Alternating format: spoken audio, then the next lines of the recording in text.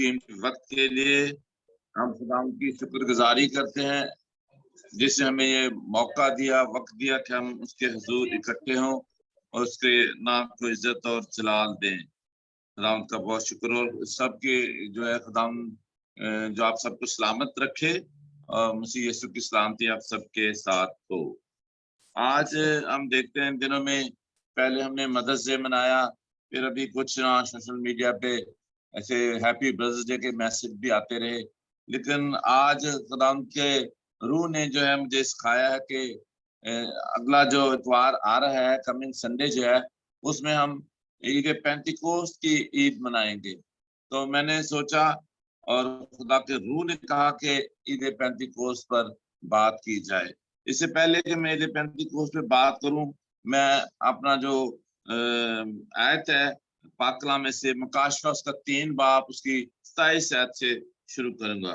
मुकाशफा की किताब उसका 3 बाब उसकी 27 आयत।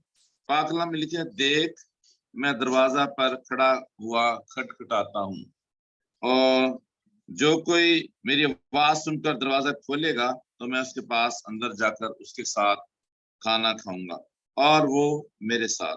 जो गालिब आए मैं उसे अपने साथ अपने तख्त पर बिठाऊंगा, जिस तरह मैं गालिब आकर अपने बाप के साथ उसके तख्त पर बैठ गया। जिसके कान हो तो सुने कि रूह कलीसियों से क्या फरमाता है। पाक कलाम के पढ़े जाने पर खुदा उनकी खास बरकत हो। आमीन। आमीन। हम देखते हैं कि पाक कलाम जो है और ये जो यूहन्ना अरफ का मुकाशफा जो मलिक खास जो एक मैसेज रखता है, एक पैगाम रूहानी रखता है, और हम देखते हैं कि बहुत सारी जो अलामतें टर्मिनोलॉजी है वो हमारे खुदा यीशु मसीह के बारे में है। और खुदा यीशु मसीह जो है वो यहाँ पर लदीकिया की कलीसिया में ज़ाहिर होता है, उससे हम कलाम होता है, उसको मैसेज देता है। और आज वही मैसेज जो है हमें मिल रहा है, मुझे मिल रहा है, आपको मिल रहा है। और यीशु कह रहा है, मैं दरवाजा पर खड़ा हुआ खटखटाता हूँ, और जो कोई मेरी बात सुनकर दरवाजा खोलेगा तो मैं उसके पास अंदर जाकर उसके साथ खाना खाऊंगा और वो। बड़ी खूबसूरत बात है। हम आम जिंदगी में देखते हैं कि जब हम किसी ऐसे फेम वाले पर्सनालिटी से मिलते हैं, किसी एमपी, किसी एमएनए, किसी बड़े जज के साथ और या किसी बड़े प्रेसिडेंट के साथ, तो हम बड़ा खुश होते हैं, बड़ा उसके साथ हाथ मिलाना चाहते हैं, उसके साथ खाना खाना चाहते हैं, उसके साथ तस्वीर बनाना चाहते हैं। लेकिन जहां मैं देखता हूँ कि बहुत बड़ी पर्सनालिटी, जो कायनात की बड़ी पर्सनालिटी है, वो वो खुदा यीशु मसीह, वो कह रहे हैं, वो हमसे हम कलाम हो रहे हैं। वो जो बादशाहों का बादशाह है, ये सदरों से भी बढ़कर है, ये एमपीएस एमएनए से भी बढ़कर है, ये जो इंग्लैंड अमेरिका के मेयर है उनसे भी बढ़कर है, जीसस क्राइस्ट। और वो कहता है कि जो कोई मेरी आवाज सुनेगा और मैं उसके लिए दरवाजा खोल दूंगा। मेरे अजीजों, हमें इस बात की जरूरत है कि हम जब वो हमारे दिलों के दरवाजे पर, हमारे रूहानी डोर्स पर आता है, नॉक करता है, तो हम अपने दरवाजे को खोलें और उसको जो है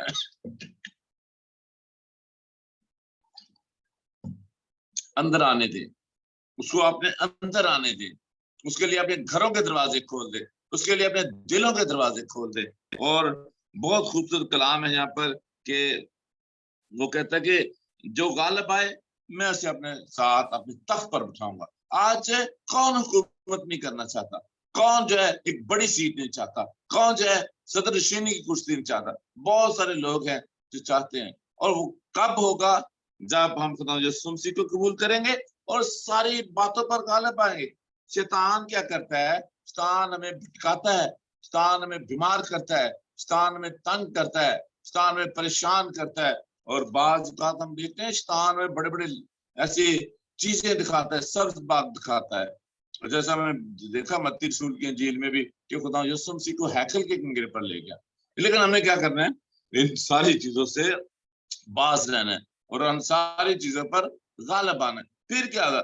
जब हम इन सारी बातों पर गालिब आ जाते हैं, हम झूठ पर गालिब आ जाते हैं, हम फ्रेब पर, हम धोखे पर, हम चोरी पर, हम लालच पर गालिब आ जाते हैं। वो लिखता है कि जिस तरह मैं गालिब आया। और हम देखते हैं जीसस क्राइस्ट की जिंदगी वो कहता है हर एक ने गुनाह किया और खुदा के जलाल से महरूम रहे, और एक ही जात पाक है, वो है जीसस क्राइस्ट। और वो बताता कि जैसे मैं गालिब आया है, ऐसे ही जो गालिब आया मैं उसे अपने साथ तख्त पर बिठाऊंगा। मेरे अजीजों बहन भाइयों, ये हमारे लिए बहुत बड़ी खुशखबरी है। अगर आप तख्त पर बैठना चाहते हैं, अगर आप 12 कबीलों का इंसाफ करना चाहते हैं, तो फिर जो है गालिब आना है हमें, अब्लीसी कुव्वतों पर गालिब आना है, और झूठ फरेब की लानत पर गालिब आना है, गुनाह आलूदा जिंदगी पर गालिब आना है। और लिखता है कि जिस तरह मैं गालिब आकर अपने बाप के साथ उसके तख्त पर बैठ के, वो गालिब आया और जो बाप ने उसके लिए तख्त रखा था उसको दे दिया। और कहता है रूह जो है वो कलीसियों से क्या फरमाता है, जिसके कान हो वो सुन ले। हमें खुदा यीशु मसीह की आवाज को सुने। हमें आज वो आवाज जो सदियों पहले लगाई गई, इस कलाम के वसीला से हमें वो बरकत मिलती है, हमें इस आवाज को सुनना है। हमें चाहिए कि हम अपने आप को तैयार करें। और फिर मैं देख रहा था कि जब हम मत्ती की इंजील उसके 3 बाब में देखते हैं, जब यूहन्ना रसूल जब मनाती करता है तो वो भी कहता है तौबा करो, आसमान की बादशाही नजदीक है। तौबा की मनाती करता है। बादशाही जो है जीसस क्राइस्ट की आने वाली है, उसकी बात करता है। तो जब खुदा यीशु मसीह खुद मत्ती रसूल की इंजील उसके 4 बाब में अपनी खिदमत को, अपनी मिनिस्ट्री को, अपनी मनाती को सॉरी शुरू करते हैं, तो वो भी यही मनाती करते हैं, तौबा करो, आसमान की बादशाही नजदीक है। सो मेरे बहनों भाइयों, हमें एक तो तौबा करनी है, और अगर हम तौबा याफ्ता है, निजात याफ्ता है, मसीह यस्सु में चलते हैं, हमने अपना मसीह यस्सु को दे दिया है और मसीह यस्सु हम में आ गए, तो फिर हमें ये सीखने की जरूरत तो अभी तक है कि उसकी बादशाही नजदीक है, उसकी बादशाही आने वाली है। तो हम चाहिए कि हम अपने आप को उसकी बादशाही के लिए तैयार करें, और हमेशा जो अपने दिल के दरवाजे हैं और अपने घरों के दरवाजे खुदा यीशु मसीह के लिए खोले रखें, ताकि वो हमारे साथ आ सके और हम उसके साथ बैठकर खाना खा सके।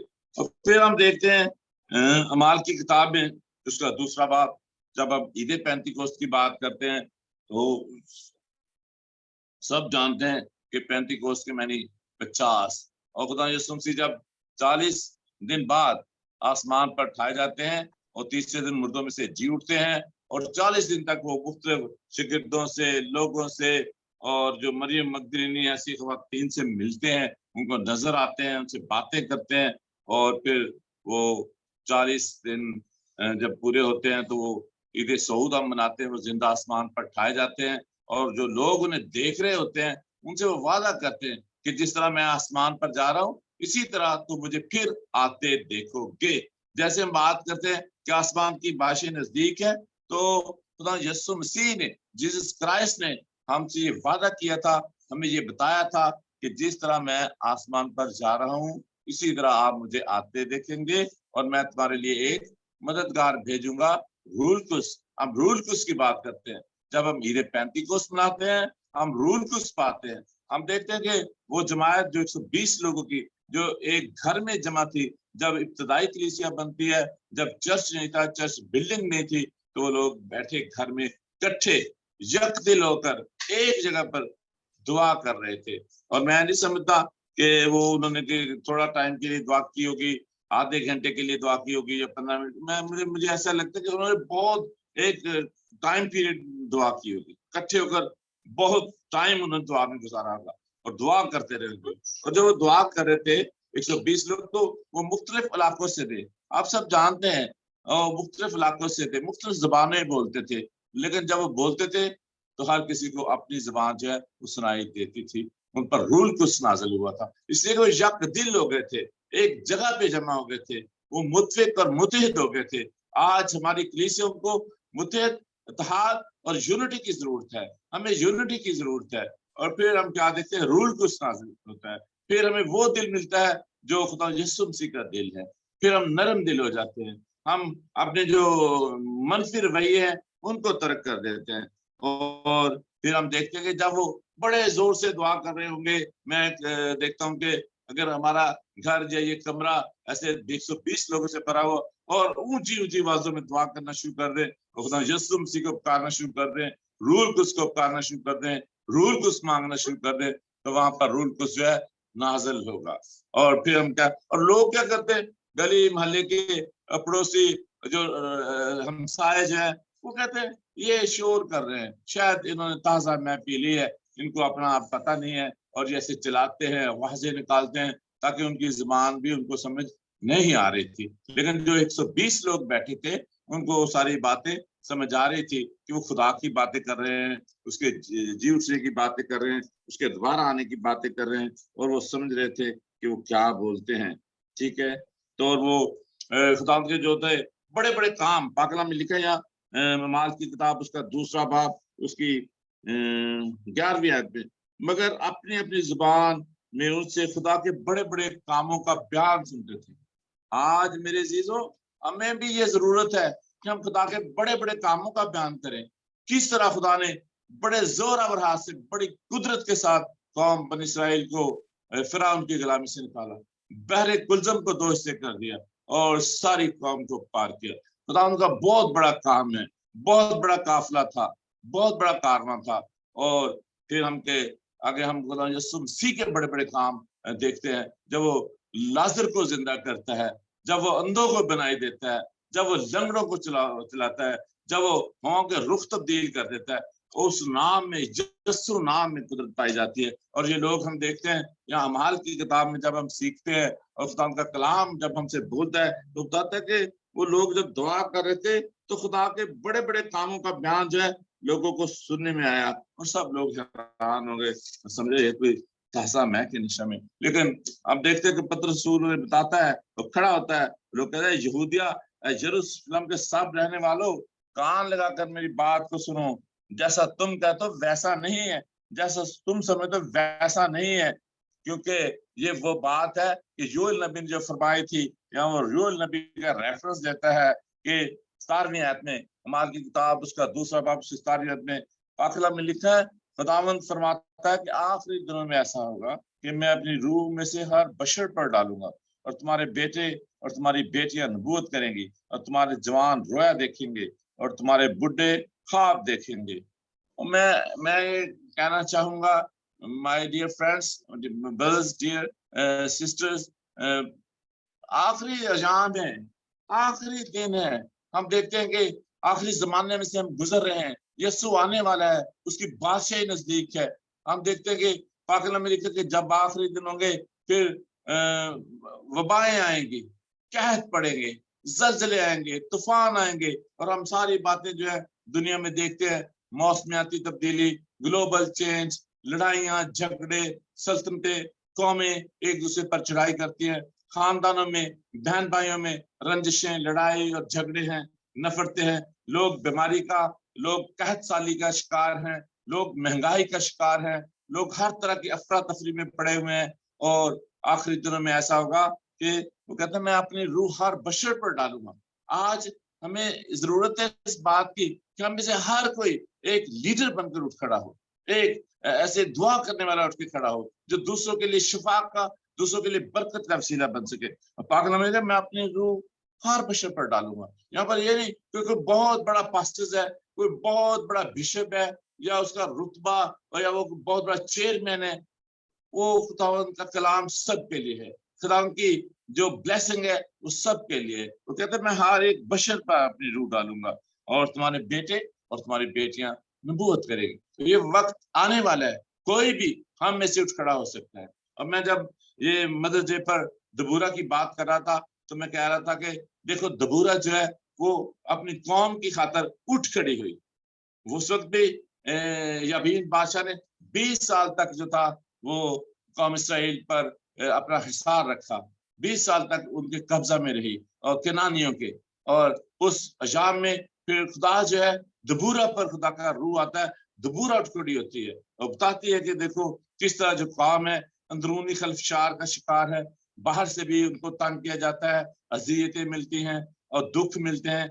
आज भी हम देखते हैं, जब हम आखिरी जमाना की बात करते हैं, जब हम खुदा के रूह की बात करते हैं और खुदा की बादशाह की बात करते हैं, जब हम कहते हैं कि खुदा की बादशाह नजदीक है और आखिर जमाना में ऐसा होगा, हम देखते हैं कि बहुत सारी अज़ियतें खुदा के बंदों के लिए, मसीहियों के लिए रखी गई हैं। हमें उन अज़ियतों से, उन परेशानियों से नहीं डरना। बाज़-औक़ात हमें मौत का जो मुँह है वो भी देखना पड़ता है। हमें ऐसे बहुत सारे, जहाँ तक हमारी जान को दुःख मिलता है, ऐसे हालात का भी सामना करना पड़ता है। लिहाज़ा हमें तैयार होना चाहिए, हमें रेडी होना चाहिए, ताकि हम खुदा की बात से जो है उसको देख सके। और पाक कलाम में लिखा है, जान देने तक भी वफादार रह तो मैं तुझे जिंदगी का ताज दूंगा।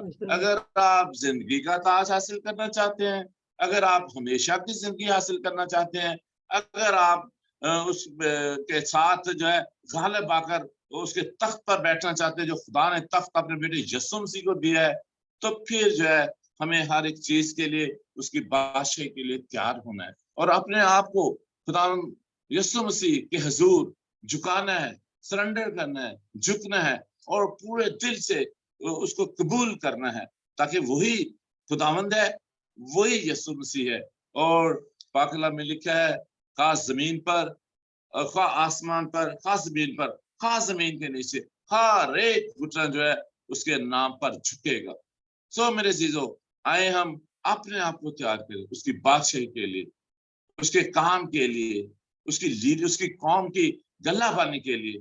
बी अ लीडर, लीडर बने, अपनी कौम को दुखों से, मुसीबतों से आजाद करे, उसके लिए एक हेल्पफुल बने, असिस्टेंट बने, मददगार बने। और जैसा कि अभी जब कमिंग संडे होगा तो बहुत सारे चर्चेस में, कलीसियाओं में जो है ईद पेंटिकोस्ट मनाई जाएगी, और मैं समझता हूँ ईद पेंटिकोस्ट में ज्यादा हमें खुदा का पाखरू मांगना है, अपना मददगार मांगना है। खुदा हमें पाखरू दे, पाखरू दे।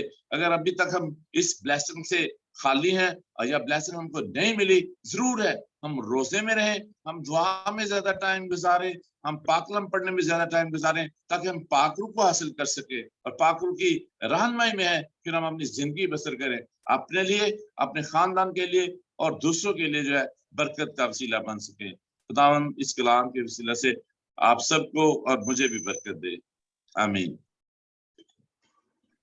आमीन आमीन। खुदा उनके इस खूबसूरत कलाम के लिए, जैसे कि हम भाई ने बताया कि हम लोग फीस्ट ऑफ पेंटिकोस्ट आ रहा है। पेंटिकोस्ट का मतलब है 50वां, और इसमें ये है कि नरसिंगों की ईद नहीं है, बल्कि ये फीस्ट ऑफ पेंटिकोस्ट जो था, खुदा ने इसको हफ्तों की ईद भी कहते हैं, कि रेजरेक्शन से लेके, यीशु मसीह के रेजरेक्शन से लेके खुदावंद ने जैसे नेशन ऑफ इसराइल को कहा कि तुम पहले फलों की ईद से लेके 7 हफ्ते, जिसको हफ्तों के ईद के बाद जो 49वें दिन के बाद 49 दिन होते हैं, 49वें नेक्स्ट डे के बाद तुम फीस्ट ऑफ पेंटिकोस्ट या हफ्तों की ईद मनाना, जिसमें खुदावंद हमेशा से ही अपने जो उसका प्लान था कि वो अपने पाकरू को भेजता था, कि खुदावंद उनको कहता था कि अपनी असेंबली को इकट्ठा करना और सारे मिलकर दुआ करना। खुदावंद का जो मकसद था पूरी दुनिया की निजात का, वो खुदावंद अपनी ईदों में ही पूरा कर रहा था।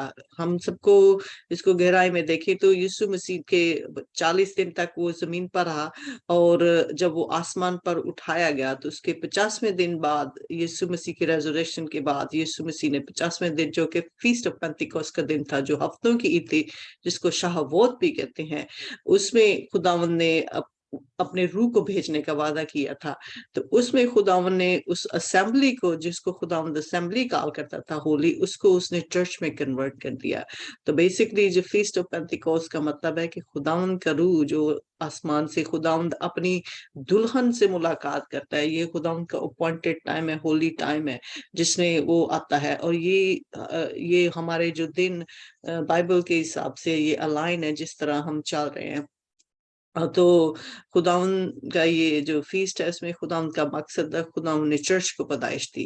तो चर्च पैदा हुआ उस रोज यरूशलेम के अंदर से, फिर सारी दुनिया में फैल गया। और खुदावंद का मकसद ही यही है, चर्च को इकट्ठा करने का, कि वो पूरी कौमों को लेकर आए और अपने रूह से भरे, ताकि वो अपने मसीहा को देखें और वो खुदावंद के साथ हमेशा के लिए, मतलब आराम की जिंदगी हासिल करें। तो खुदा के पाक रूह का आने का मकसद ये भी है कि खुदावंद हमारे दरमियान खामखा होता है। इस वक्त दुनिया में खुदा जो आसमान पर है, वो दुनिया में किस तरह वो अपने लोगों में अपने पाकरू के वसीला से है। मसीह यीशु के वसीला से खुदावंद हमारे अंदर आता है, और मसीह यीशु की रूह जब हमारे अंदर आती है, उसका मतलब है कि खुदावंद जमीन पर है, खुदा हमारे दरमियान है, खुदा हमारे दरमियान खामखा है। वो इसी तरह हमारे अंदर खामखा होना चाहता है। और फिर वो पाकरू जब आता है, हमें बाप और बेटे की पहचान कराता है। वही पाकरू जिसकी कुदरत से यीशु मसीह पैदा हुआ, वही पाकरू जिसकी कुदरत से यीशु मसीह मुर्दों में से जिंदा हुआ, वही पाकरू जो खुदा उनकी कुदरत है, उसी से मोजे सरजत होते हैं। तो वही पाकरू है जो हमें खुदा की आसमानी बादशाही में लेकर जाता है। जमीनी बादशाही तो है, लेकिन आसमानी बादशाही वो जहाँ पे मतलब खुदा उनका मकसद है कि वो आसमानी बादशाही को जमीन पर लाए वसीला से उसने उसको लाने के लिए जो उसका मकसद था उसने पूरा किया। हम शुक्रगुजारी करते हैं इस खूबसूरत